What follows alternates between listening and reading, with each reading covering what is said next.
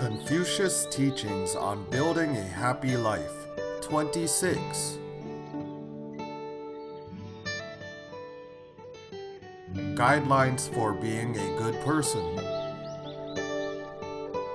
A foundation for Mahayana Buddhism practice.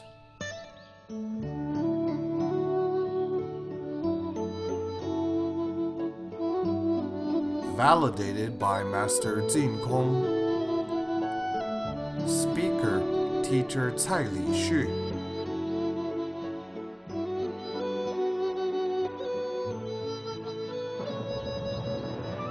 Elaborating Dizigui in detail, 26. Hello, my friends. Perseverance is the cornerstone of learning, so the method of learning is to delve deeply into one subject and practice it for an extended period. In this respect, practice is rather important. I see that you all have a glowing complexion, which means that the Chinese medicine you've been taking is effective, that is, reading Dizigui once in the morning and at night. When you have familiarized yourself with this classic, you may suddenly become awakened when we mention some of these phrases in class. So it's still very important to be well versed in it. We were explaining this phrase this morning. I must stay away from rowdy places, and I must not ask about things that are heretical or unusual. We also analyzed that the root cause of a child making bad friends and going to immoral places is due to his failure to discern right from wrong and between good and bad. If we want to solve this problem from the root, we must firmly establish his foundation of virtue from childhood. Then he would naturally avoid immoral friends and chaotic places. There was a teacher who often brought her 1 to 2-year-old child for a walk on the street. Every time they passed by some indecent and rowdy places, such as an arcade, she would tell her son, "Such places will corrupt your mind and make people become immoral. You must never enter this kind of place." As he was taught so since childhood, when he grew up, he would never take a glance at such places. This is called, the first impression will dominate one's thinking. It is indeed true of education that forbidding something before it happens is called prevention. You must prevent him from acquiring bad habits while he is still young. Once he has already formed the habit, it would be very difficult to correct him. It is called a preventative measure. The higher the sensitivity parents have in education, the better they can master the skill of prevention. We have a few 6- and 7-year-old children studying classics together in Shenzhen. One night, the teacher asked them to explain the meanings of kind-hearted, wicked, good, and evil.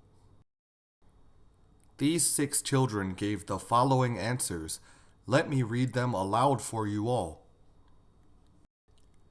How were the judgment and intentions of children who have studied classics for 1 to 2 years? Let's begin with kind-hearted. The first student defined it as such: when you give what you want to someone who also wants it. This is an attitude of concession. The second student said, being filial to parents, concentrating in class, and respecting others are all being kind-hearted. All right, filial piety and respect are the major foundations of a person's virtues. When I gave the first lesson to the little students, I drew a picture and asked them, "My children, what is this?" Revealing a small part above water, I told the students it was called the tip of the iceberg. The tip of the iceberg only accounts for how much of the whole iceberg? 5%. I asked them, have you seen an iceberg? Where is 95% of it? It is under the sea, unseen. Humans' potential is similar to the iceberg. Most of it is covered. How do you uncover 95% of it? Today, I'm going to give you 2 keys to unlock it. What are they? The first one is filial piety, and the second one is courtesy. In fact, the essence of courtesy is respect. I told them, you see, the ancient Emperor Shun had great wisdom because of his filial piety. Not only was his wisdom great, owing to his wisdom and virtues, he won the love and respect of the whole nation, who also praised him and followed his example. He was able to develop his potential very well. The second key is courtesy and respect. I said to those children, since I am courteous, I could get acquainted with Uncle Lu and obtain his wisdom and experiences, so I could develop my abilities. After that lesson, what changes would take place in the students? Today, even children are very realistic. From that day onwards, they would give a respectful bow and greeting whenever they saw the teachers and other parents. My friends, don't set the moral standard too high when you impart virtues. You can't tell them that they are very realistic and aren't sincere. As long as they are willing to bow, they will eventually internalize this respectful attitude. Many people say that some people do good deeds because they want to reap good results. What's wrong with having that intention? At least what they do is helpful to others. And upon seeing the good points of others, I should strive to be just as good. When they persevere in the noble cause, despite having an initial expectation, they would slowly and naturally uncover their innate goodness when they see more and more pitiful people around. If we only stand there saying that these people do good for a purpose, and we ourselves remain indifferent to others' needs, then how are we qualified to criticize them? When people are already doing good deeds, we should praise them and rejoice at the sight of their meritorious deeds, regardless of their intentions. When they receive more and more encouragement, they would naturally be more genuine and happier doing it. So I gave the students these 2 keys, filial piety and courtesy.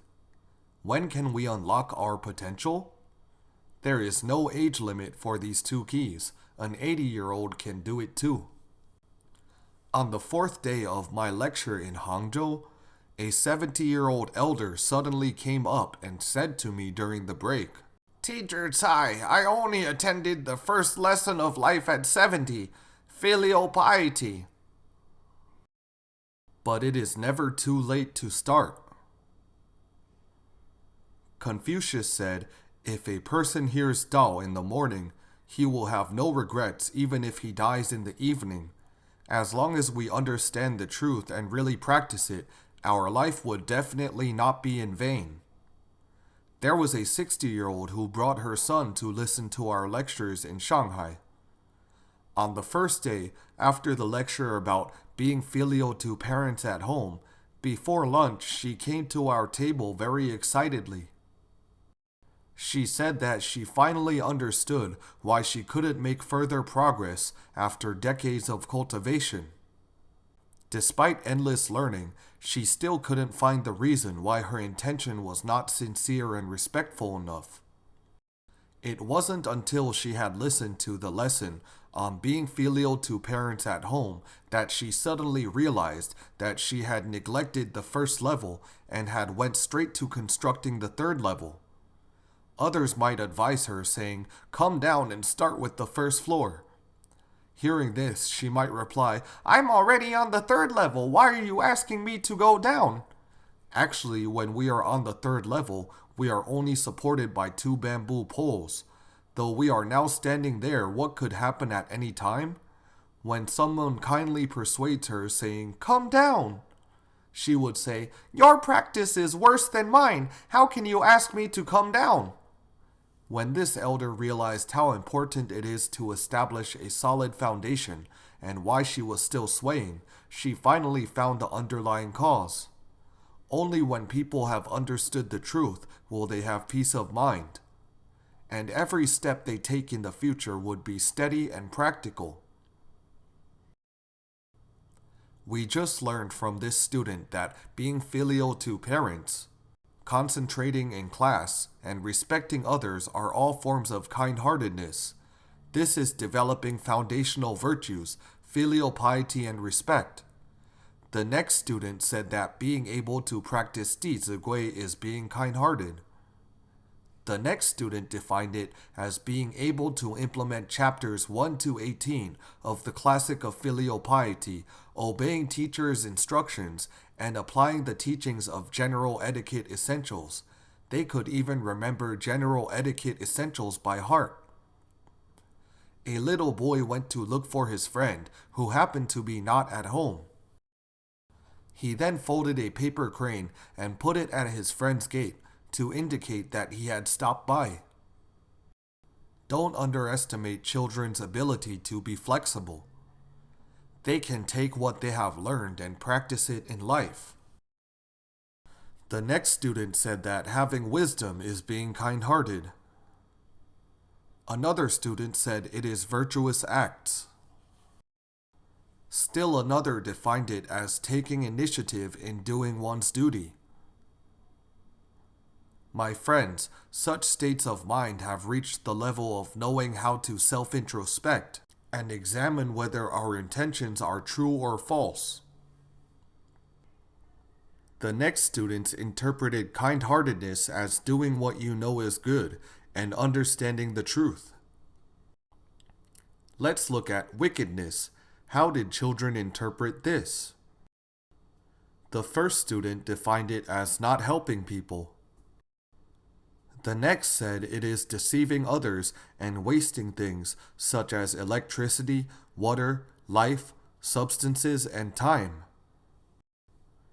From the answers given by this student, we can also infer that he has learned Dizigui pretty well, because he could analyze it from the aspects of time and life. The next student said that insulting others is wickedness. The next student thought that making cruel jokes is wickedness. He even added in parenthesis, misfortune arises from the mouth. They have already started observing their attitudes and consequences from their daily interactions with people. The next student understood wickedness as resenting people. One said being selfish, returning kindness with ill treatment, being ungrateful, and biting the hand that feeds you. We copied their original words without adding anything. One student regarded harboring grudges as evil because Dizigui teaches us I must repay the kindness of others and let go of resentment. The next student defined wickedness as being miserly and pointing out others' shortcomings while insisting on one's erroneous mindsets. For stinginess, Dizigui teaches us, if I have talents, I won't be selfish with them. Another student understood wickedness as being unloving and harming others. Another said having no compassion and not doing the right things despite knowing what should be done. The next student regarded treating Confucius's image with disrespect as wickedness, because there is a portrait of Confucius hanging in their classroom. After taking a walk in the park that day, as soon as they entered the classroom, they said to Confucius, "Confucius, I'm back!" This is practicing, I will serve the departed as if they were still alive. There was an air defense drill held in Haikou to let children know what preparations they should make during an air attack. The teacher also seized this opportunity to teach them that at this time, they could only pick what they needed right away and should not take too many things.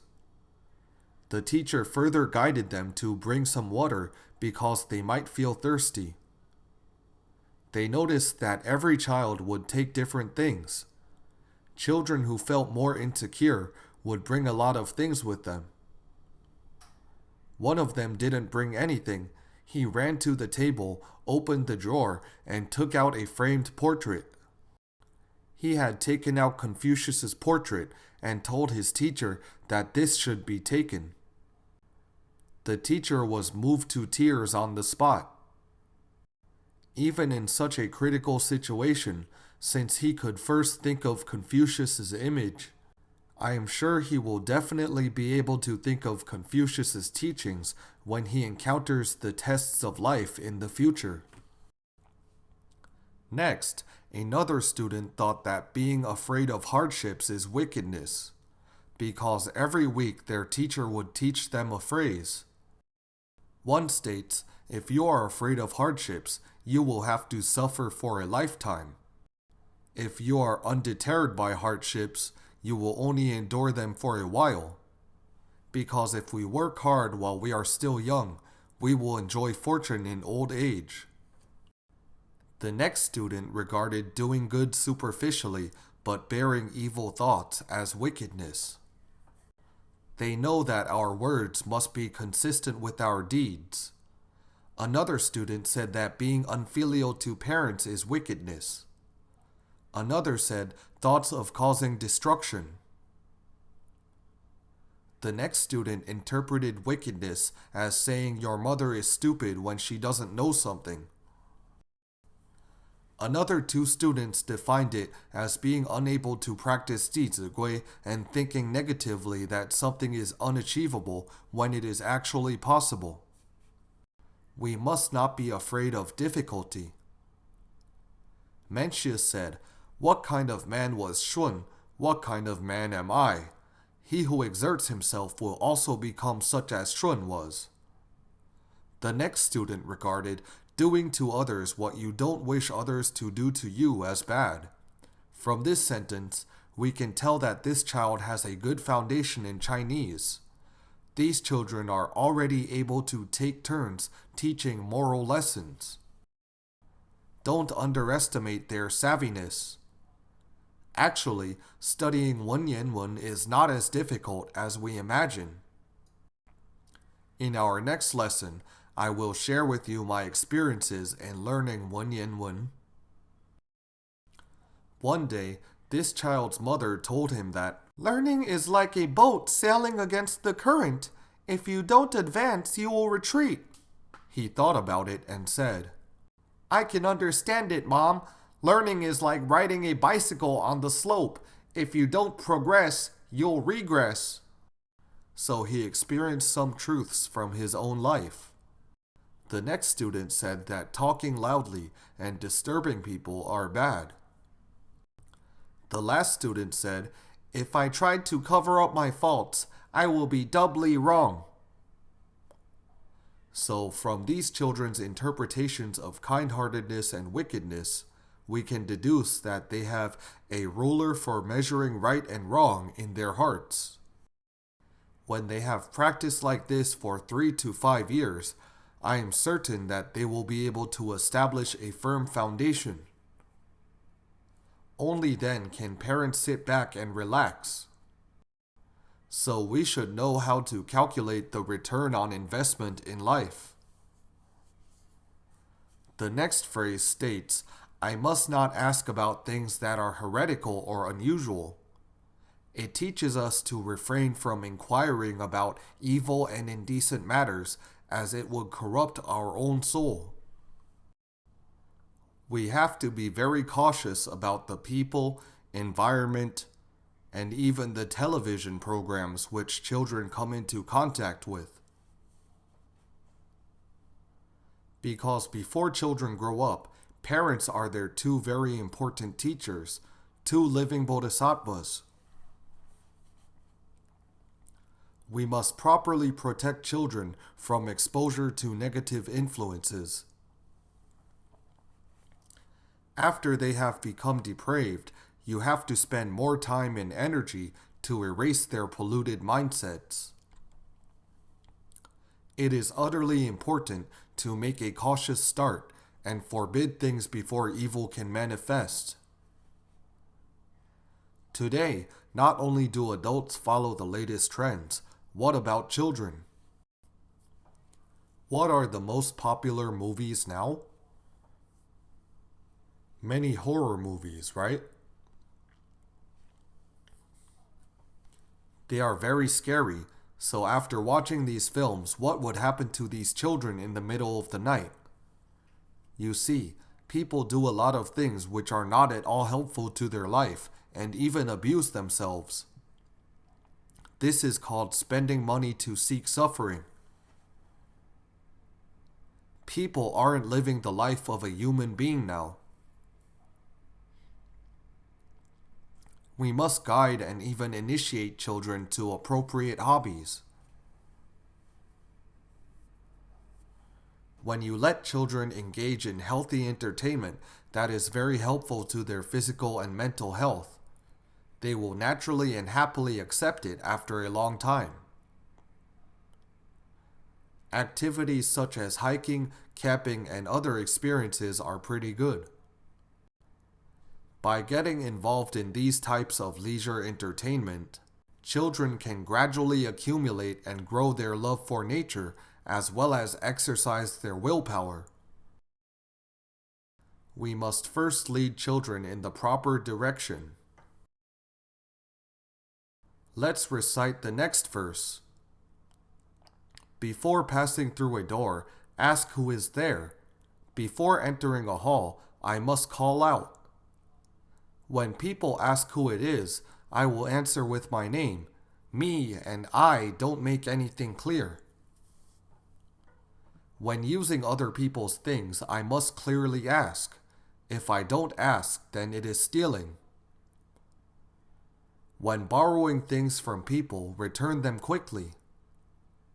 In the future, if I have an urgent need, there will be no trouble borrowing it again. Before passing through a door, ask who is there. Before entering someone's room, we must first knock on the door, or else it would be very rude to others if we were to open the door rashly and go in. We should first knock on the door 3 times. We also see in Korean dramas that they don't knock on the door, but first stand outside the door. Let's say the one in the room is their supervisor.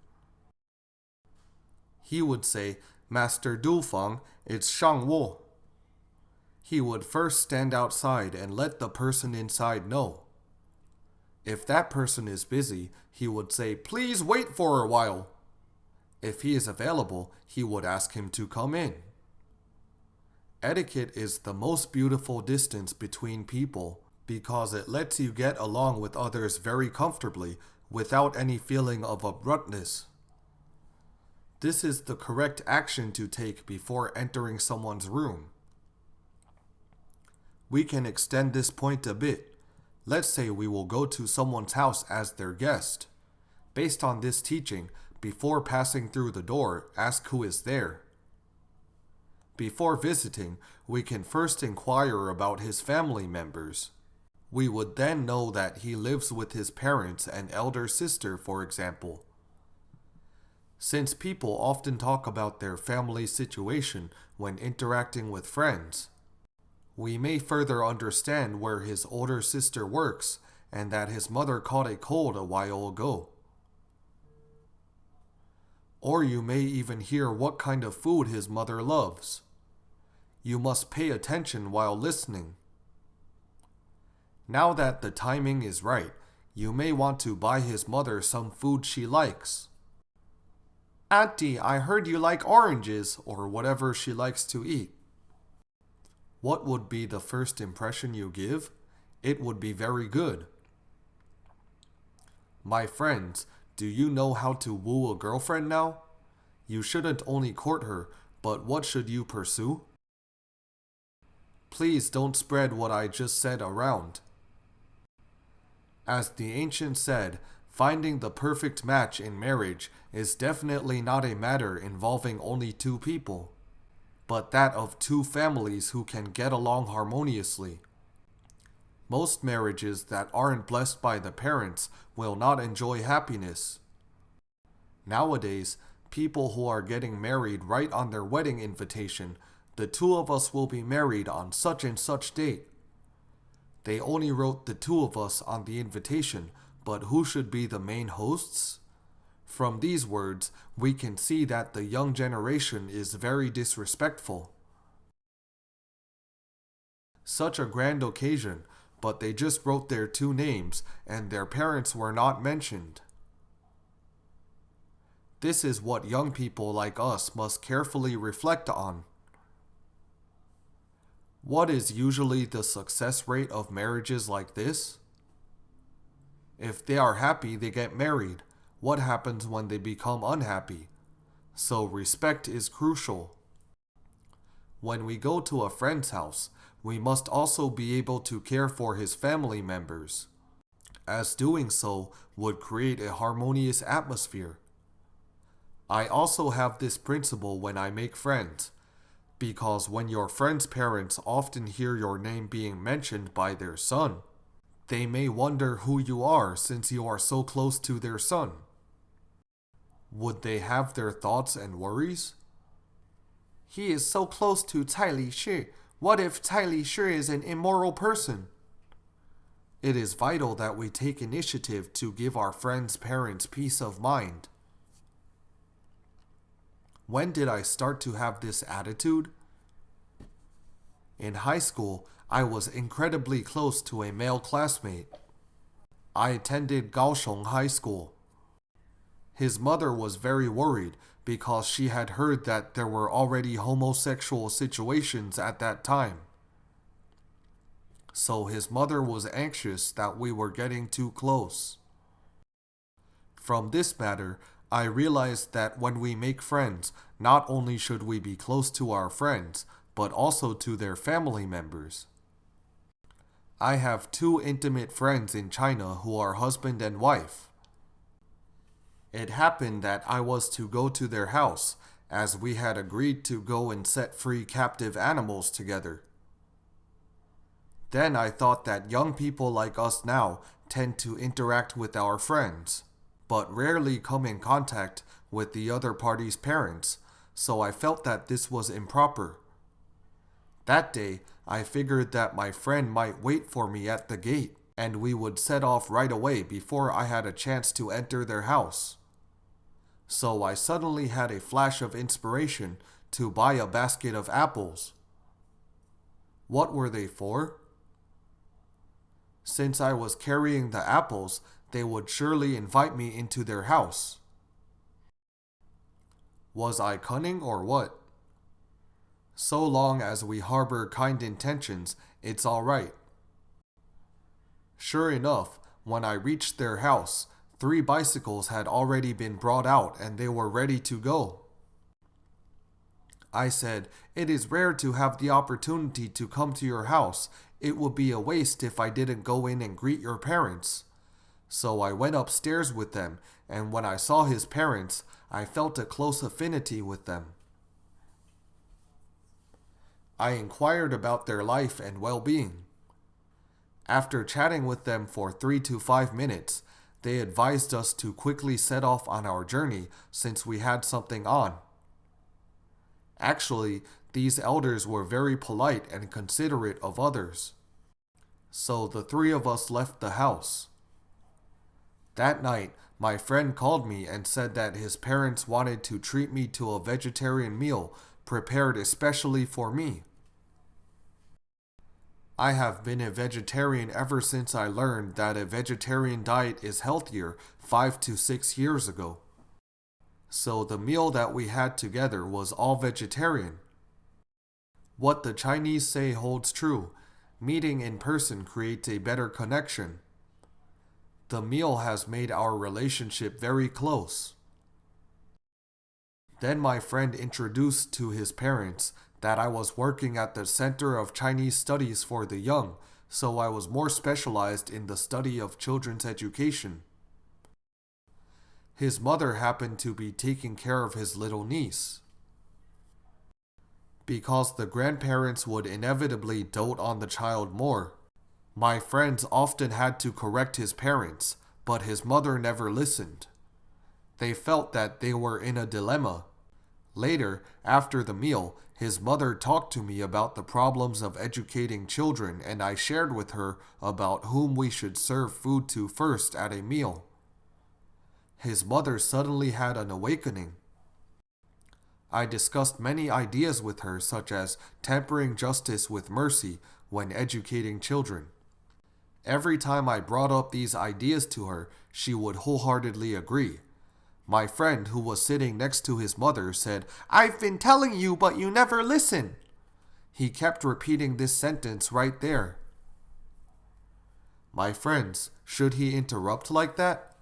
No. At this time, silence is better than talking. When he talked like that, his mother would feel very uncomfortable. We should not act too impulsively. As the saying goes, a moment of silence has the impact of thunder. Sometimes when you keep quiet, your mother would feel that you are quite well cultivated. I had an enjoyable meal that day, and I also came to understand that it takes a village to educate a child. For instance, if your child is with you every day, he may neglect some principles because he is so familiar with them and regards them as cliché. It happens that your very good friend also reminds him of this truth. At this time, he would definitely say, "Not only did my father say that, my uncle said the same thing." He will then foster that attitude. You need to have a group of good friends to help you educate your child. By having this group of good teachers and supportive friends, it will be much easier for you to teach your child. We often have classes and exchange ideas with many teachers in Shenzhen, and their children also come to learn together. One day, our teacher Li asked these children, "If you had 100 million, what would you do?" One of them said that he would do 4 things. First, he wanted to build a school to promote the education of Chinese sages. This was his first wish. My friends, have you ever heard of a child having this aspiration? It is not because this child is excellent. The main reason is that he was exposed to a good environment. Other than his parents, the elders and classmates whom he comes into contact with also share the same attitude and perspective on life. He is naturally and subconsciously influenced by them. When I was teaching in Shenzhen, these children were never absent from class. Don't think that they are so young and can't understand our teaching. They would laugh out loud while listening to the lectures. Then they said that they study because they aspired to be a saint or a sage. One of them said, "If not because of aspiring to become saints and sages, what is the purpose of studying? Since you can learn the saints' teachings, you must strive to become a saint. We must have aspiration in life. To become a saint does not require asking for others' help." As the saying goes, it's difficult to reach the sky, and it's also hard to get people to help us. Learning to become a saint isn't as difficult as reaching the sky or seeking people's help. It's within our control. The child's second wish was to build a hospital so that the suffering and sick could be well taken care of. His third wish was to set up a Great Love TV station because I had brought a film titled A Life Bounded for Two, broadcasted by the Great Love TV station in Taiwan to China for them to watch. They saw that Ma Wenzhong was still dedicated to education and running schools all his life, despite having crippled legs. When Ma started doing it, what would you tell him if you were his friend? Someone who wasn't easily able to move around wanted to educate and run schools. What would you say to him? Therefore, in order for a person with good aspirations to truly realize and put effort into his goal, in addition to his personal determination, He must have good relatives and friends to support him. Mr. Ma had a very good father who always encouraged him to achieve his ideal, and he did make it later. Ma had devoted a lifetime to attesting a teaching in the doctrine of the mean. Sincerity should be exercised from beginning to end in all things. Where does the success or failure of a matter lie? From beginning to end, it revolves around a sincere heart. If a person isn't sincere, he will surely accomplish nothing in life. As the classic states, without sincerity, there would be nothing.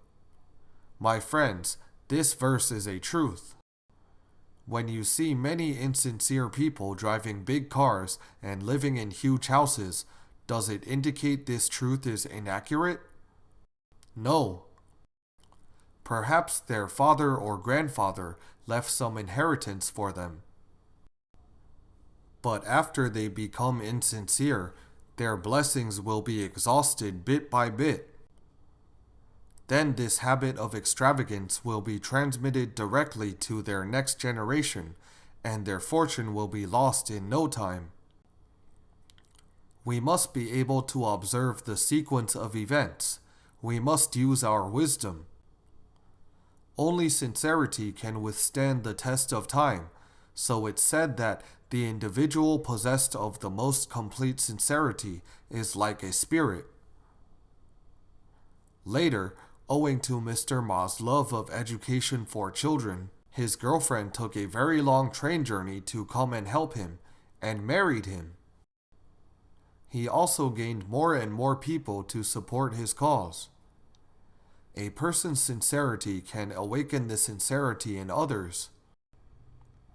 As this child had watched this movie before, he particularly felt the need to set up a Great Love TV station to broadcast good programs to educate people and improve the social atmosphere.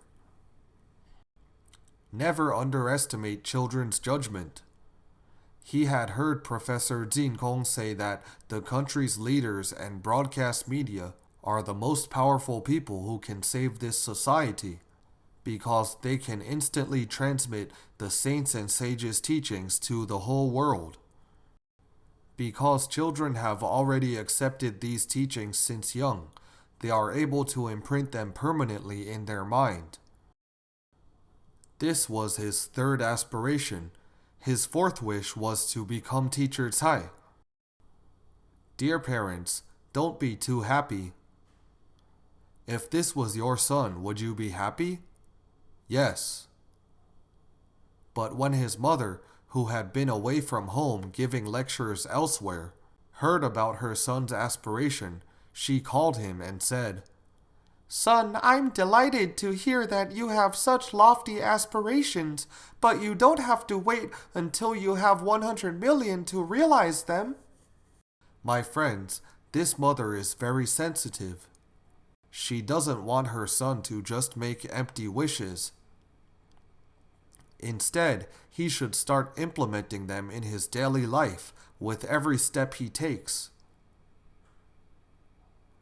When she directed that question to him, he started to think about it. His mother then said, "Does Teacher Tsai have 100 million?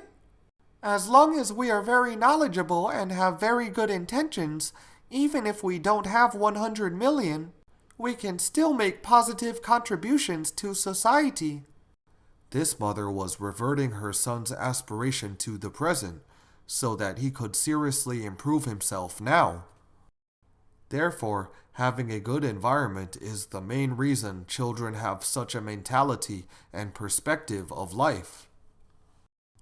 My friends, we can find some virtuous teachers and supportive friends who share the same aspiration and learn together, or go hiking together so that we can deepen our friendship and enable the next generation to have very good interactions. In this way, we can form an educational environment to mutually educate our next generation well. I believe you will feel more relaxed too because it is different when you have a lot of friends to teach your kids and not just the two parents alone. Before entering a hall, I must call out. We mentioned this phrase this morning. When you go to someone's house, if that person isn't at home, you must first call out, "Is anyone there?" You mustn't go straight in and look around. You must be cautious about this. Otherwise, if the family happens to have lost something, when they see you inside their house, you will be in trouble because there is no way you can prove your innocence. In our lifetime, we must pay great attention to our reputation and credibility. It wouldn't be good if we stained them out of imprudence. When people ask who it is, I will answer with my name. Me and I don't make anything clear. This sentence applies to having conversations with people. For instance, when making a call, we must first introduce ourselves so that the other party would know at once who the caller is. Nowadays, when we answer the phone and say, "Hello, may I ask who is speaking?" the caller would say, "It's me, don't you know me? Have you forgotten me?" We may need to deal with something and get nervous while answering his nonsensical questions. After a while, we still wouldn't be able to figure out who the caller is. This is being discourteous. When we make a call, we should say, "Hi, I'm Lixu. Is it convenient for you to talk now?" When we are always considerate of others, they will feel at ease. We should also teach children this proper etiquette. Let's say a child rings someone's doorbell and the other party asks, "Who is it?" "It's me." How would he know who me is? So me and I don't make anything clear. We should remind children of these subtleties more often. When using other people's things, I must clearly ask. If I don't ask, then it is stealing. If you don't teach children this, they won't be able to discern right from wrong and between good and bad. For instance, a child may casually pick up something to take a look when he thinks it's very lovely. We should tell him this teaching of Dizigui in due course. There is a pair of sisters. One day, the elder one scolded the younger one. After being scolded, the younger sister, feeling wronged, broke down in tears. While crying, she walked to the kitchen looking for her mother and told her, "Sis scolded me." My friends, how would you solve this problem? You can't just tell off the elder sister without first seeing who is right and who is wrong. "Come here! Why did you scold your sister?" We must always be reasonable and should first figure out who is right and who is wrong. You can't just say, "You're wrong! The older should concede to the younger." Is such a statement correct? Not completely. You still have to judge between right and wrong first.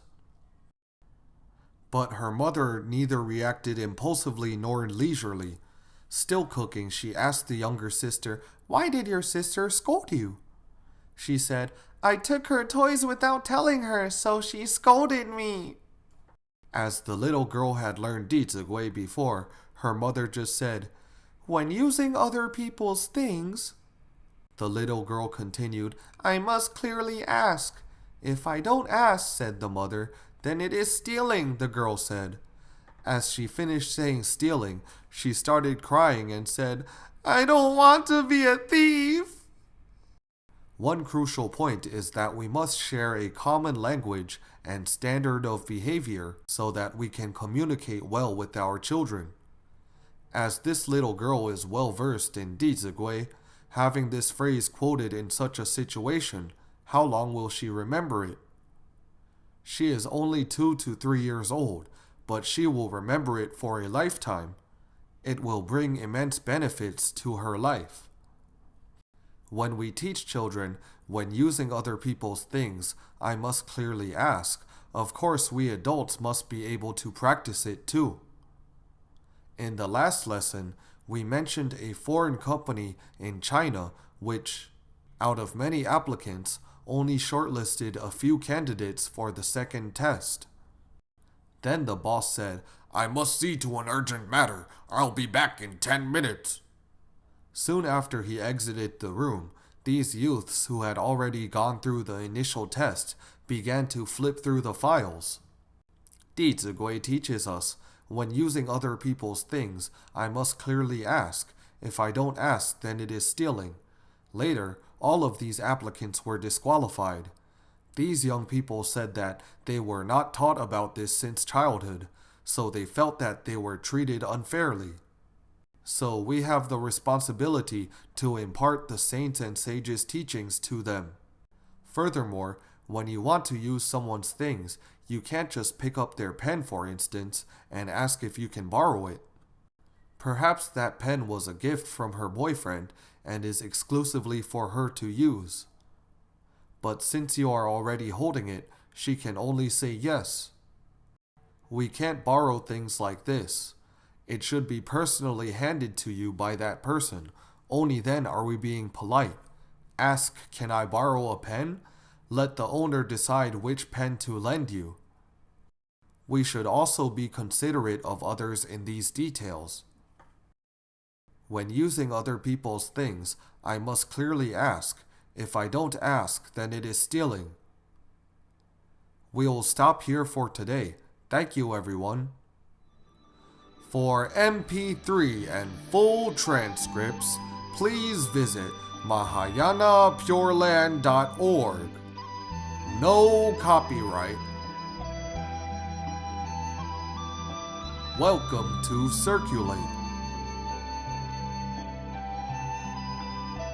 Infinite merits to propagate.